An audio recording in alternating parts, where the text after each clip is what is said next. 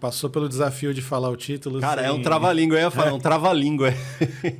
Um intrépido. Eu não queria ser porque eu acho muito pretensioso. Então eu falo assim, eu sou um dos livreiros, eu não me considero o único nem o melhor, sou um deles. Né? Já aproveita, já mostra aí pro pessoal, mostra aqui. Aqui, esse livro que fica em pé, se eu deixar.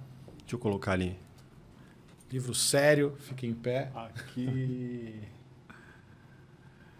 E o que é o Intrépido Livreiro? Olha só, esse projeto aqui, ele acabou sendo desenvolvido sem eu imaginar que ele aconteceria, porque há 2 décadas ou até mais, eu comecei a ter um exercício de escrever crônicas, escrever passagens, porque eu tinha e tenho esse medo de banalizar a rotina, as coisas que acontecem no dia a dia de um livreiro e de uma livraria de rua, especificamente. Né? Tem rotina lá? Exatamente, tem rotina, como tudo, e que em alguma interpretação, em alguma leitura, uma rotina também salva a gente, né? Porque são movimentos esperados que você fala, não, aqui... você ter surpresa toda hora também é um pouquinho estressante, né? Vamos dizer assim. Mas em meio à rotina que acontece, tem horário de abertura, horário de fechamento, tem a chegada de mercadorias, tem atendimento.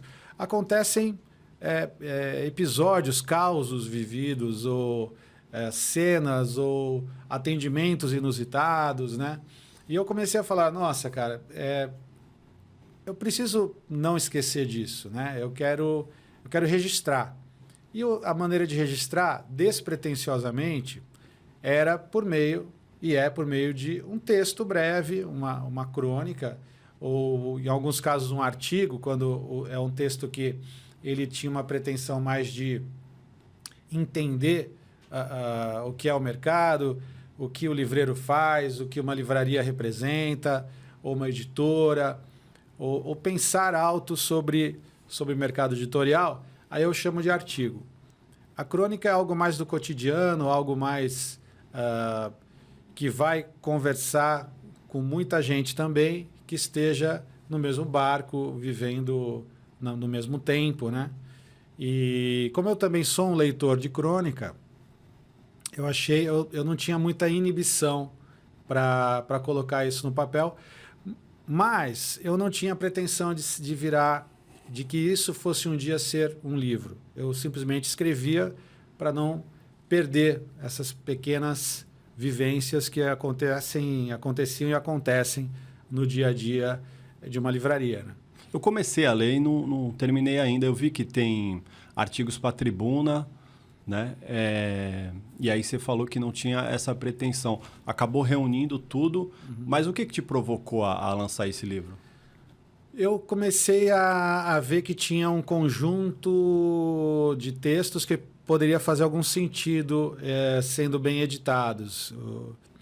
E também comecei a ser estimulado por rede social. As pessoas, quando leem um texto na rede...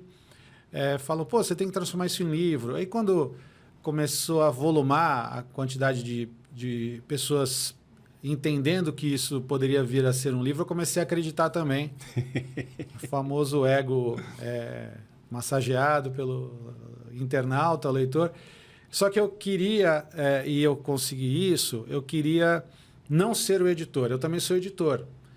Mas eu preferia, e ainda prefiro, que não seja a Realejo a editora, porque eu acho que ser editado por uma casa externa, outra empresa, eu não vou ter preocupações de empreender o projeto.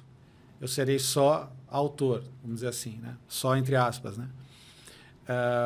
E aí também é melhor você validar externamente, ter alguém para entender os teus textos, para despreocupadamente eu ser conduzido, vamos dizer assim. E humildemente eu fui no mercado editorial, como eu vivo dentro dele, eu propus para umas 4, 5 editoras e uma delas que é a Vento Leste, editora aqui de São Paulo, falou: eu gosto do que você escreve, a Mônica Schalka, a editora. Eu gosto do que você escreve, então a gente vai publicar. Eu não imaginava que ia ser um calhamaço desse tamanho, né? Mas... Era o que eu ia falar. Ele é um livro grande, né? Grosso, mas o texto é leve, é bem humorado. Você escreve coisas como... o primeiro cliente do dia pergunta qual a melhor pastelaria, né? Da rua. Maravilhoso. Essas coisas que eu falo, quero resmungar em público aqui. E aí, uma dessas coisas que você conta foi como você se tornou livreiro, que foi através de um recado mal dado, né? Isso. Como é que foi essa história? Essa história é bem inusitada, né? Porque eu estava com quase 18 anos e eu precisava de um emprego porque eu queria estudar faculdade. Eu sempre desenhei e gosto de desenho, ilustração.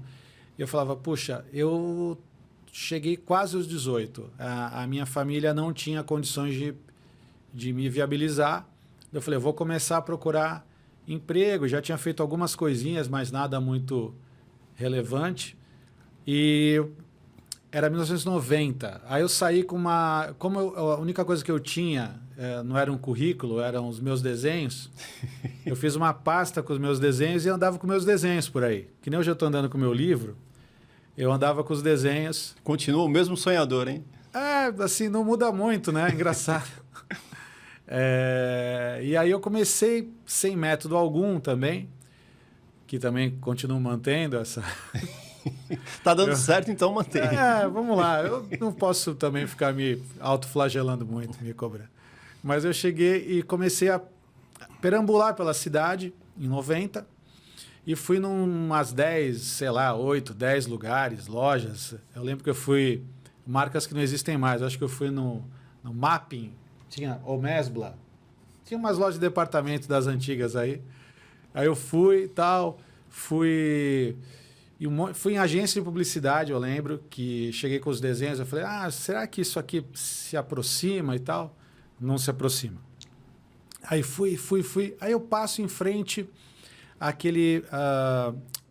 na Costa, no Gonzaga, onde tinha o Cinema Iporanga, que era um prédio lindo, Art Deco, anos 50, né? E dentre os negócios lá do conjunto tinha a Livraria Iporanga. E aí eu olhei para aquela livraria e lembrei que um dia, quando eu tinha uns 10, 11 anos, eu me refugiei lá para não apanhar numa... Eu saí na mão, ou era 12, sei lá. Eu estava vendo um filme no cinema... Se quiser atender lá. Tá vibrando? Tá. Não. Nem deve ser telemarketing. Atrapalha? Acho que a vibração atrapalha, né? Deixa eu vou por aqui. Aí, beleza. E aí eu estava vendo um filme lá com mais 2 ou 3 amigos e começou a ter uma treta dentro do cinema. E aí, acho que o filme parou, porque começou a ter um quebra-pau de molecada. Mas quando a luz acende, eram muitos deles e poucos nossos, né? Aí eu saí correndo e entrei nesse cinema, na livraria Iporanga. Eu tinha uma boa lembrança daquele lugar, né? Eu falei, esse lugar já me salvou uma vez. Aí eu entrei lá, pedi emprego, não precisavam, mas pegaram um telefone de recado, que eu não tinha telefone também. Minha família tinha descido de padrão abruptamente e tal. E me adaptei a isso, claro. E aí eu deixei esse telefone de recado e fui embora. E depois de uns 15 dias recebo um recado dessa vizinha falando, olha, um tal de Zé Pedro, Zé Paulo, tal, não sei o que, te ligou e você precisa ir, o cara tá te oferecendo emprego lá. Eu falei, mas eu fui em lojas, não fui no nome de alguém, não é possível, eu não lembro de um Zé Pedro. Tal. Foi em vários lugares, né? Vários, deixei lá, telefone de recado, sei lá o quê. E aí a vizinha falou, você está sendo muito braço curto, hein? Vai lá e descobre quem é e não me aborreça. Eu falei, tá bom. Tudo bem, sendo assim, voltei nos 10 lugares e levei 10 nãos, inclusive na livraria. Mas no segundo instante, quando eu tô virando as costas para ir embora, o mesmo rapaz lá fala, não, mas espera aí, vem cá. Não foi a gente que ligou. Na Livraria Iporanga. Na Livraria Iporanga. Não foi a gente que ligou, mas você tinha me dito que você gosta de ler, sua mãe é professora, você gosta de desenhar e tal. Eu falei, tudo isso, eu gosto mesmo e tal. E, bom, vamos fazer o seguinte, eu não estou precisando, mas amanhã você vem aí, vamos começar, ver como é que você se sai, e eu vou te contratar.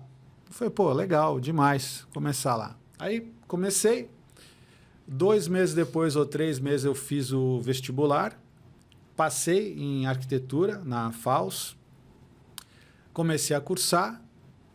Quando eu estou terminando, terminei o primeiro semestre, que era semestres, né? Não é anual, né? A semestral. No segundo semestre, eu recebo a proposta da própria livraria que eu era funcionário. Um dos sócios fala para mim, olha, a gente gostaria de te oferecer uma parte da livraria, 25%. Eu falei, eu não tenho recursos, né? Eu vou até falar com a minha família, falei com a minha mãe, até me ajudou a vender um terreninho que tinha lá. E aí, nesse momento, eu viro sócio com quase 20 anos. O curso de arquitetura era à tarde, então era meio que impossível. Eles tinham muita boa vontade comigo, que eu trabalhava de manhã, das 8 ao meio-dia, ia estudar, e a livraria ia até às 10 da noite. O Gonzaga era mais boêmio antes, mais notívago, né, tal. Então, eu chegava, era das 8 ao meio-dia e das 6h30 às 10. E à tarde eu estudava na faculdade. Mas depois você descobriu o recado errado. Descobri. Aí, depois de uns 4 anos já sócio lá, estou no botequim, que era uma prática que é mantida até hoje, mas com esse antigo sócio. E ele fala para mim, poxa, mas que história maluca a sua, né? Aqui na Iporanga, o começo. Eu falei, não, maluca não. Eu acho uma história até meio tediosa, meio de um teimoso que voltou 2 vezes no lugar e você acabou cedendo e tal. Mas eu nunca te contei o que aconteceu? Eu falei, não, nunca contou. Aí o cara falou, foi o seguinte, na primeira vez que você foi lá, tinha um cara no balcão, um terceiro cara lá.